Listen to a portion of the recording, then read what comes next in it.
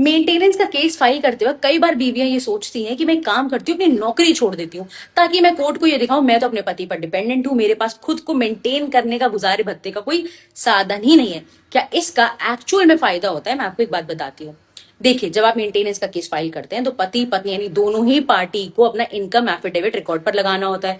उसमें आपके 3 साल के बैंक स्टेटमेंट होते हैं। उसके अलावा अगर आपने जानकर नौकरी छोड़ी है सिर्फ कोर्ट को ये मात्र दिखाने के लिए कि अब मैं पति पर डिपेंडेंट हो चुकी हूं, भले ही मेरी अर्निंग कैपेसिटी है, मैं पढ़ी लिखी हूं, मेरे पास क्वालिफिकेशन है, पर भारत में अंतर है अर्निंग कैपेसिटी होने में और एक्चुअली अर्न करने में, और मैं एक्चुअली अर्न नहीं कर रही। क्योंकि देखिए, कोर्ट भी ये बात जानते हैं कि अर्निंग कैपेसिटी होने के बावजूद कई लोग अनएम्प्लॉयड हैं, पर कोर्ट वो जो पढ़ता है, वो वेल है, उसको उठाकर देखते हैं।